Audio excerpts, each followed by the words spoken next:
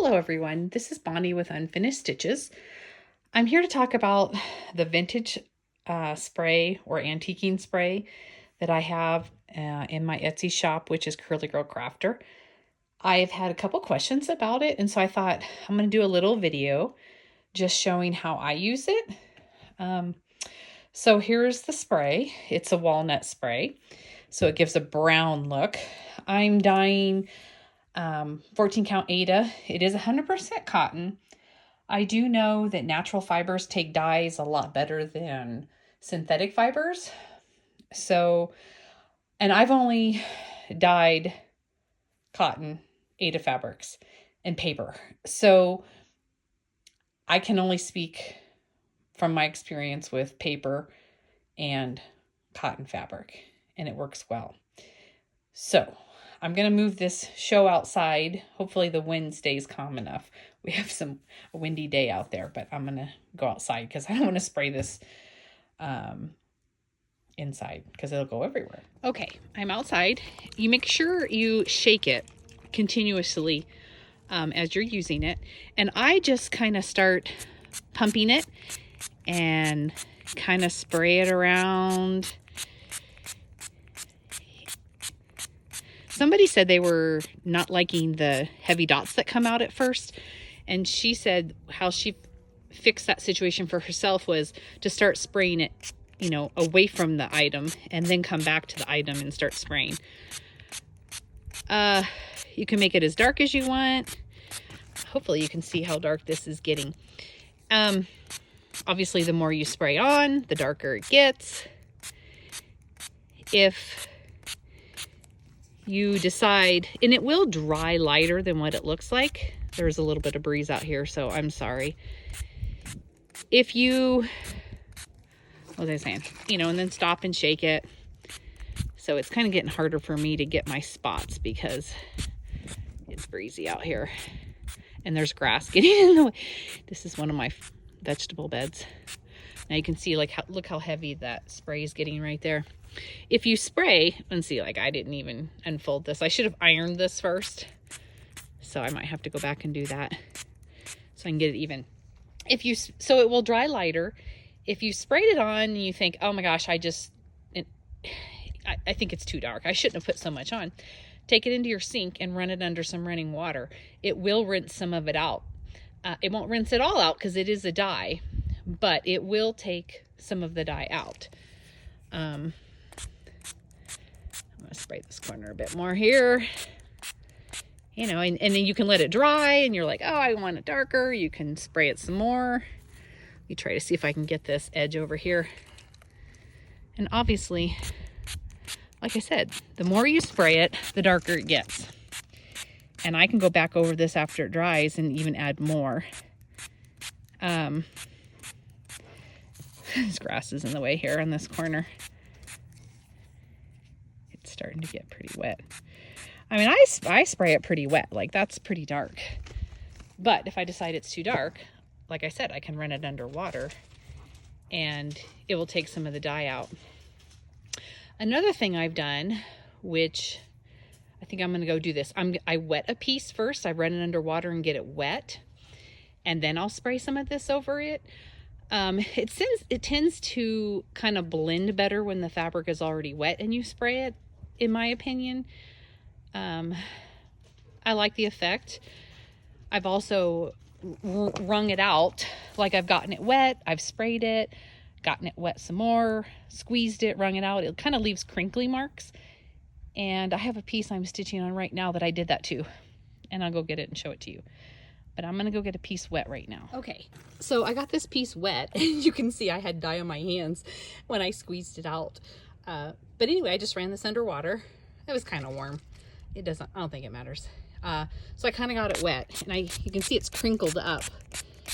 And it kind of makes it more even, I think, when you spray it on a wet fabric. So I'm not going to spray that one very dark. I'm just going to kind of let that dry how it is. And we'll see how it comes out. So here you can see the one I just drenched. You can see the one that I sprayed that I got wet. And then here's the one, let me see, I don't want to get this on my project. So I'm going to, I hope you guys can see this in the sun. So this is a piece I dyed. It's a 14 count white Ada. And I got it wet. I sprayed it a lot. And then I thought it was too dark. So I ran it under water to kind of rinse some out. And then I kind of squeezed it and it left crinkly marks because I didn't smooth it out. And I'm sure this one here will probably have crinkle marks on it too. I like that effect, so that's up to you.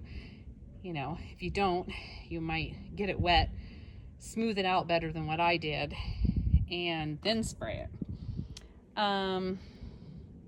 So I think what I'm going to show you next is let's spray this piece. And it's something else you could do is, if this is just too dark for you and you're like, I just don't want it that dark, you could dilute it with water. Take half of it out and save it in a jar, and then dilute the other part in your spray bottle for a lighter effect. Oh, it's starting to get windy again. You could also dump this in a bowl and dip it in if you wanted to. Totally up to you. What I want to show you next is how you can, I really should move my project out of the way. I'm a fly by my seat kind of gal, you guys know that. Okay, so I'm going to spray this pretty good. And then I'm going to go rinse it out and show you guys what it looks like after I rinse it out. And you can see there are some big blobs that sort of come out. But they kind of disperse if you stay about a foot away. And if you weren't in wind, it would help as well. You know, shake it every once in a while. Make sure everything's nice and shaken up. The grass is stopping me from getting that on the edge. But you know what? It probably doesn't matter because the edge of my piece won't be stitched anyway. Oh, there goes the sun. The sun kind of went away, so I'm going to show you these two pieces again. So up top is the one I ran under water and then just sprayed it lightly. The bottom piece I saturated. And this piece I'm working on getting kind of saturated, because then I'm going to take it in and run under the water. And hopefully I can let you guys kind of see what happens if I think, oh, you know, that's a bit too much dark. I'm going to leave that other one really dark because I like it. It will dry lighter. I think I said that. Okay. So I'm going to kind of let this dry just a little bit, and then I'll take it in and show you guys how you can rinse some of it out.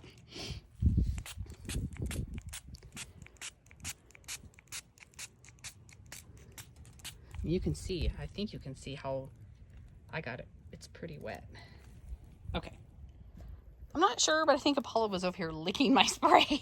Thank goodness it's all natural and it won't hurt him, but he just thinks he's funny. Apollo, touch. Good boy, good boy. You stay off mommy's Ada cloth over here. Yeah. Okay, here are my three pieces dried. This is the one I got wet and then kind of crinkled up and sprayed it. When you crinkle up a fabric, or if you have a fabric that has a bunch of creases in it, where the creases are is where the dye will collect. And so if the dye is heavy in an area, of course, that's where it will dye heavier. So just keep that in mind. And I'm gonna go rinse this one out and we'll see how that one goes. Okay, I'm in the bathroom. I'm gonna get this wet again. So you can see the dye coming out?